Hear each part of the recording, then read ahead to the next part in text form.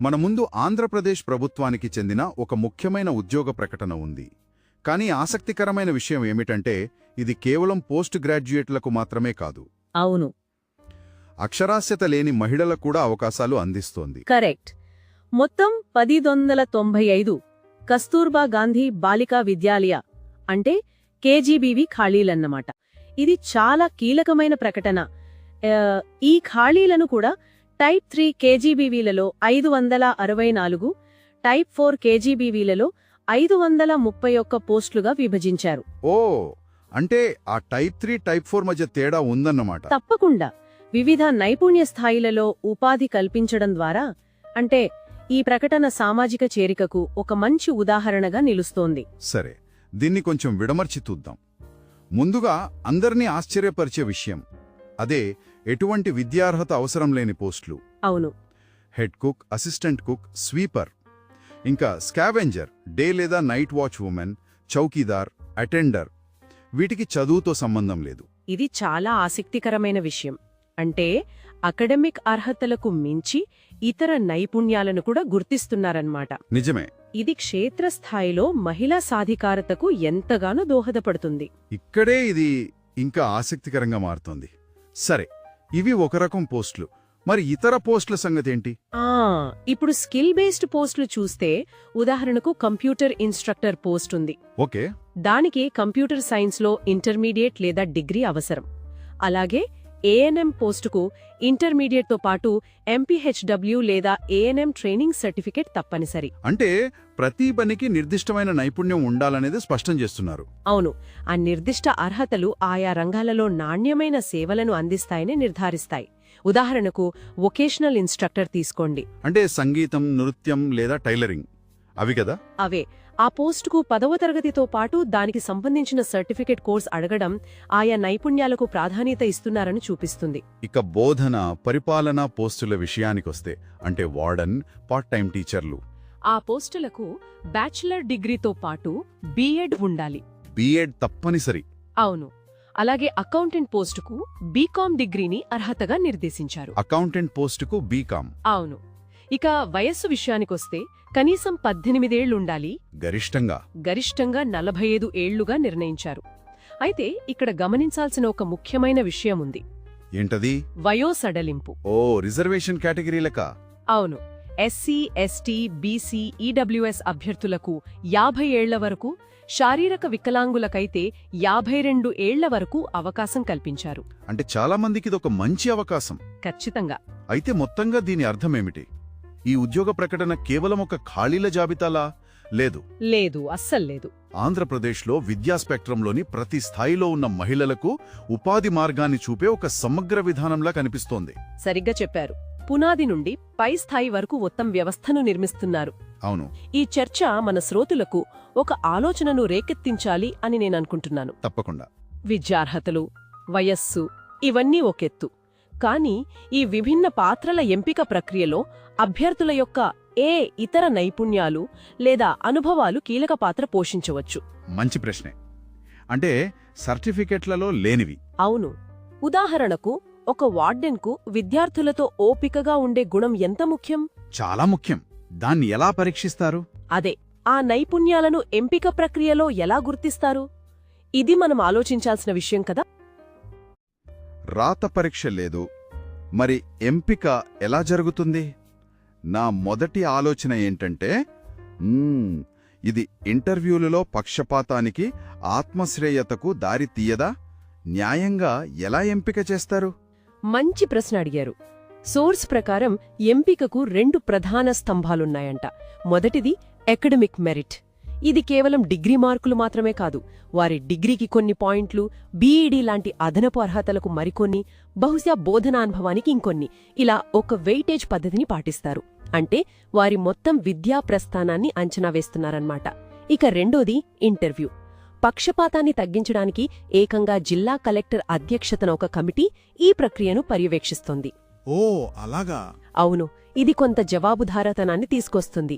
సరే, అంటే రాత పరీక్ష స్థానంలో వారి అకాడమిక్ రికార్డుకు ప్రాధాన్యత ఇస్తున్నారు. ఇది ఆసక్తికరంగా ఉంది. కానీ ఈ విధానంలో నన్ను ఇంకా ఎక్కువ ఆకర్షించిన మరో అంశముంది. అదే స్థానికతకు ప్రాధాన్యత. అభ్యర్థులు ఎక్కడి నుంచి వస్తున్నారనేది చాలా ముఖ్యమంటున్నారు. కరెక్ట్. ఇది బహుశా ఈ విధానంలో అత్యంత కీలకమైన అంశమేమో. ఏంటంటే పాఠశాల ఏ మండలంలో ఉందో ఆ మండలంలోని మహిళా అభ్యర్థులకే మొదటి ప్రాధాన్యత. అక్కడ సరైన వారు దొరకకపోతేనే పక్క మండలాల వారిని చూస్తారు. దీని వెనుకున్న ఆలోచన చాలా స్పష్టంగా ఉంది. స్థానిక ఉపాధ్యాయులు కేవలం ఉద్యోగం చేయరు, వారు ఆ సమాజంలో భాగమైపోతారు. విద్యార్థులతో, వాళ్ల తల్లిదండ్రులతో వారికి సులభంగా బంధం ఏర్పడుతుంది. ఇది డ్రాపౌట్ రేట్ను తగ్గించటానికి, ఉపాధ్యాయులు బదిలీలపై వెళ్లకుండా అక్కడే స్థిరంగా ఉండటానికి సహాయపడుతుంది. కమ్యూనిటీ కనెక్షన్ అనేది గొప్ప ఆలోచనే. కానీ ఇక్కడే నాకు సందేహం.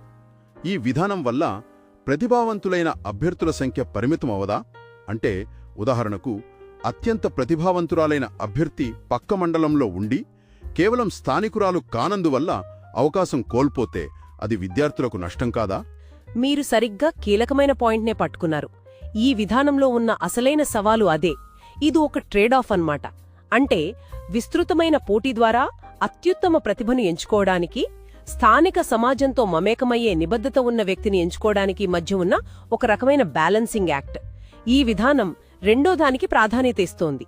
వాళ్లు చేస్తున్న పంద్యమేంటంటే దీర్ఘకాలంలో స్థానికంగా నిబద్ధతతో పనిచేసే ఉపాధ్యాయురాలు బయటనుంచి వచ్చిన అత్యంత ప్రతిభావంతులైన టీచర్ కంటే ఎక్కువ విలువను అందిస్తుందని. ఈ మొత్తం ప్రక్రియ చాలా వేగంగా జరుగుతున్నట్లు సోర్సెస్ చెప్తున్నాయి. జనవరి 23-24 తేదీలలో ఇంటర్వ్యూలు, 28న ఫైనల్ లిస్ట్, ఫిబ్రవరి 1 కల్లా పోస్టింగ్లు. ఈ వేగం కూడా పారదర్శకతలో భాగమే అంటారా? ఒక రకంగా అవును. వేగవంతమైన ప్రక్రియ ఖాళీలను త్వరగా భర్తీ చేస్తోంది. అయితే మరోవైపు ఆలోచిస్తే ఒక జిల్లా మొత్తానికి కేవలం 2 రోజుల ఇంటర్వ్యూ షెడ్యూలు, అది ప్రతి అభ్యర్థిని సమగ్రంగా మూల్యాంకనం చేయడానికి కమిటీకి తగినంత సమయం ఇస్తోందా అనేది కూడా ఆలోచించాల్సిన విషయమే. అయితే మొత్తం మీద మనం చూస్తే ఇది కేవలం ఒక నియామక ప్రక్రియ కాదు. ఇది ఉపాధ్యాయుల ఎంపిక వెనుక ఉన్న తత్వాన్ని మార్చే ప్రయత్నం. రాత పరీక్ష అనే అడ్డంకిని తొలగించి అకాడమిక్ హిస్టరీకి, ముఖ్యంగా స్థానిక మూలాలకు విలువనిచ్చే ఒక కొత్త నమూనా. ఖచ్చితంగా. ఇది మనల్ని ఒక ముఖ్యమైన ప్రశ్న దగ్గర వదిలివెళ్తోంది. ఏంటంటే పోటీ పరీక్షల ద్వారా కాకుండా అభ్యర్థి యొక్క విద్యా నేపథ్యం, వారి సామాజిక మూలాలకు పెద్దపీట వేసే ఇలాంటి ఎంపిక విధానం ఆ పాఠశాలల్లో బోధనా నాణ్యతను పెంచుతుందా లేక సమాజ భాగస్వామ్యాన్ని పెంచుతుందా? ఈ రెండింటి మధ్య సరైన సమతుల్యతను సాధించగలదా? ఈ ప్రయోగం యొక్క నిజమైన విజయం ఈ ప్రశ్నకు దొరికే సమాధానంలోనే ఉంది. బహుశా ఇది మన శ్రోతలు ఆలోచించాల్సిన విషయం. మన దగ్గరున్న సోర్స్ ప్రకారం మొత్తం 1000కు పైగా ఖాళీలున్నాయి. వీటిని బేసిక్గా టైప్ 3, టైప్ 4 పాఠశాలలుగా విభజించారు. ఒక్క నిమిషం, మన శ్రోతల కోసం ఈ టైప్ 3, టైప్ 4 మధ్య తేడా ఏంటి? మన సోర్సులో ఏమైనా ఉందా? చూస్తే నిజంగా ఆశ్చర్యం కలుగుతుంది. నిజమే. ఉదాహరణకు టైప్ 3లో పల్నాడు జిల్లాలో 62 ఖాళీలున్నాయి. అవును, 62. కానీ అదే సమయంలో ఏలూరులో కేవలం 2 ఉన్నాయి. ఈ తేడా చాలా చాలా పెద్దది. దీనికి కారణమేమై ఉంటుందంటారు? బహుశా పల్నాడు కొత్తగా ఏర్పడిన జిల్లా కదా, సో అక్కడ కొత్త పాఠశాలలు ఎక్కువగా ప్రారంభించి ఉండవచ్చు. అది ఒక కారణం కావచ్చు. లేదా ఏలూరులో ఇదివరకే రిక్రూట్మెంట్ జరిగి ఖాళీలు భర్తీ అయిపోయి ఉండొచ్చు. ఇక టైప్ 4 విషయానికొస్తే యాక్చువల్గా అక్కడ కూడా ఇలాంటి పరిస్థితే ఉంది. ఏఎస్ఆర్ లాంటి ఏజెన్సీ జిల్లాలో 67 ఖాళీలున్నాయి. ఓ కానీ ఆశ్చర్యకరంగా బాపట్ల జిల్లాలో టైప్ 4 విభాగంలో ఒక్క పోస్టు కూడా లేదు. 0. ఒక్క పోస్టు కూడా లేదా? అంటే బాపట్ల జిల్లా అభ్యర్థులు వేరే జిల్లాలకు వెళ్లాల్సిందేనా? ఇది వాళ్ల అవకాశాలను దెబ్బతీసినట్లే కదా. ఖచ్చితంగా. స్వంత జిల్లాలోనే ఉద్యోగం చెయ్యాలనుకునేవారికి ఇది చాలా నిరుత్సాహపరిచే విషయం. సరే, ఇప్పుడు ఏ జిల్లాలో ఎక్కువ అవకాశాలున్నాయో మనకొక ఐడియా వచ్చింది. కానీ ఏ ఉద్యోగానికైనా మరో ముఖ్యమైన అంశం జీతం కదా. అవునవును. ఖాళీలు ఎక్కువగా ఉన్న చోట జీతాలు కూడా ఆకర్షణీయంగా ఉన్నాయా, లేక అక్కడేమైనా తేడా ఉందా? ఆ వివరాలు చూస్తే ఈ జీతాలు ఏపీసీఓఎస్ అంటే Andhra Pradesh corporation for outsourced services నిబంధనల ప్రకారం ఉంటాయని మన సోర్స్ చెబుతోంది. అంటే వార్డన్ లాంటి పోస్టుకు దాదాపు 18,000 వరకు ఉంది. ఓకే. కానీ అసిస్టెంట్ కుక్, స్వీపర్ లాంటి పోస్టులకు కేవలం 6,000 నుండి 7,000 మధ్య ఉంది. ఒక్క నిమిషం, అసిస్టెంట్ కుక్కి నెలకు 6,000 రూపాయలేనా? అవును, అంతే. ఈ రోజుల్లో ఆ జీతంతో కుటుంబాన్ని పోషించడం సాధ్యమేనా? ఇది చాలా చాలా తక్కువ మొత్తం. అదే కదా, ఇక్కడే మనం ఖాళీలను, జీతాలను కలిపి చూడాలి. ముఖ్యంగా అకాడమిక్ వెయిటేజ్పై దృష్టి పెట్టాలి. ఇక్కడే నాకొక విషయం ఆసక్తిగా అనిపించింది. ఈ వార్డెన్, పార్ట్ టైం టీచర్ పోస్టులకు అప్లై చేసేవాళ్లకి డిగ్రీలో కనీసం మార్కుల నిబంధన పెట్టారు కదా? అవును. ఓపెన్ కేటగిరీ అంటే ఓసీ అభ్యర్థులకు 50%, బీసీ వారికి 45%. ఎస్సీ, ఎస్టీ ఇంకా వికలాంగులకైతే 40% మార్కులు తప్పనిసరి. ప్రతిభ ఉన్న వారికే అవకాశం దక్కుతుంది. సరే, మరి పారదర్శకత సంగతేంటి? ఒకవేళ ఆ మెరిట్ లిస్టులో ఏమైనా తప్పులు జరిగితే అభ్యర్థుల పరిస్థితి ఏంటి? మంచి ప్రశ్న. దానికోసం ప్రభుత్వం ఒక ప్రత్యేకమైన అవకాశం ఇచ్చింది. జనవరి 19న ఒక తాత్కాలిక మెరిట్ జాబితా విడుదల చేస్తారు. Temporary list. ఓకే. అందులో ఏవైనా తప్పులున్నాయనిపిస్తే జనవరి 22న సంబంధిత ఏపీసీ కార్యాలయంలో ఫిర్యాదు చేయవచ్చు. అంటే కేవలం ఒక్కరోజైనా సమయం? వేలల్లో అప్లికేషన్లొస్తాయి కదా? అవును, అదొక సవాలే. ఇది ప్రక్రియ మీద నమ్మకాన్ని పెంచడానికి మంచి ప్రయత్నమే, కాని ఆచరణలో కొంచెం కష్టమవ్వచ్చు. నిజమే. ఒక్క రోజులో అన్ని ఫిర్యాదులను స్వీకరించి పరిశీలించడం అధికారులకి కూడా కష్టమే. కరెక్ట్. తప్పులు సరిదిద్దుకోవడానికి ఒక వ్యవస్థను పెట్టడం మంచిదే. దీనివల్ల ప్రభుత్వం అర్హులైన అభ్యర్థులెవ్వరూ నష్టపోకూడదని అనుకుంటున్నట్టు తెలుస్తోంది. ఆ తర్వాత ప్రక్రియ చాలా వేగంగా జరుగుతుంది. జనవరి 23, 24 తేదీలలో ఇంటర్వ్యూలు కాదు, సర్టిఫికేట్ వెరిఫికేషన్. అవును, ఒరిజినల్ సర్టిఫికెట్లను తీసుకురావడం తప్పనిసరి. కేవలం జిరాక్స్ కాపీలతో సరిపెట్టడం లేదు. అస్సలు కాదు. ఇది ధృవీకరణ ప్రక్రియలో చాలా ముఖ్యమైన దశ. పత్రాలన్నీ క్షుణ్ణంగా చూశాకే ఫైనల్ లిస్ట్ తయారు చేస్తారు. ఈ మొత్తం ప్రాసెస్ చూస్తే ఒక పక్కా ప్రణాళికతో ముందుకు వెళ్తున్నారు. అవును, టైమ్లైన్ చాలా ఖచ్చితంగా ఉంది. జనవరి 28న ఫైనల్ లిస్ట్. ఆ తర్వాత జనవరి 31న నియామక ఉత్తర్వులు, ఇంకా ఫిబ్రవరి 1న విధుల్లో చేరాలి. ప్రతి స్టేజ్కి ఒక డేట్ ఫిక్స్ చేసేశారు. మొత్తం మీద చూస్తే ఈ నియామక ప్రక్రియ కేవలం ఖాళీలను భర్తీ చేయడమే కాదు, అంటే ఒక పారదర్శకమైన, పటిష్టమైన వ్యవస్థను ఎలా నిర్మించవచ్చో చూపించే ఒక ప్రయత్నంలా ఉంది. నన్ను ఆశ్చర్యపరిచిన విషయం ఇదే. పరీక్ష లేకుండా ప్రభుత్వ ఉద్యోగమా?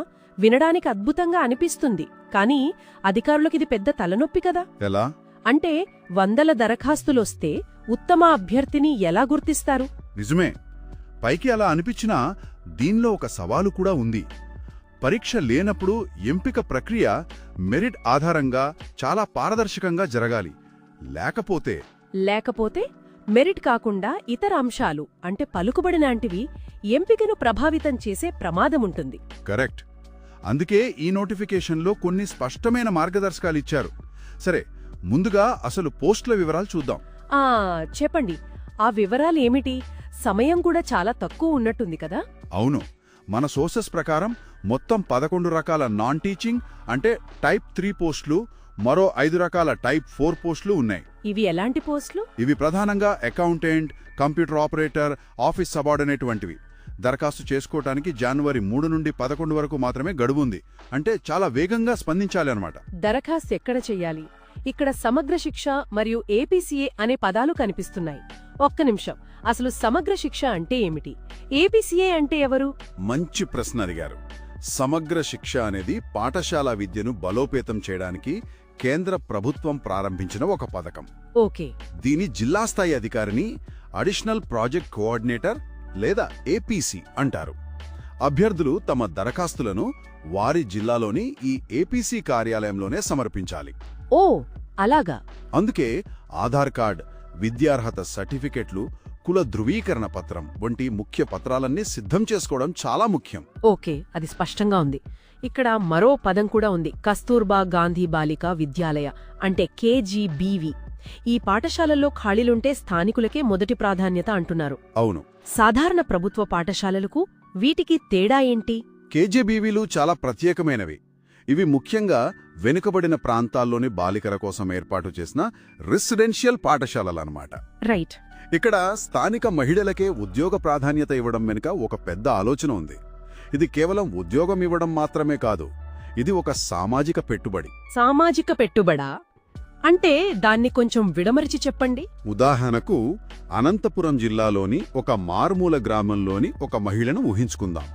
ఆమెకు మంచి విద్యార్హతలు ఉన్నాయి, కానీ పరీక్షలకు సిద్ధం కావడానికి కోచింగ్ సెంటర్లకు వెళ్లే స్తోమత లేదు. అలాంటి వారికి ఈ నోటిఫికేషన్ ఒక వరం. అంతకంటే ముఖ్యంగా పాఠశాలలో పనిచేసే సిబ్బంది అదే గ్రామానికి చెందిన వారైతే తల్లిదండ్రులకు పాఠశాలపై నమ్మకం పెరుగుతుంది కదా. అవును, నిజమే.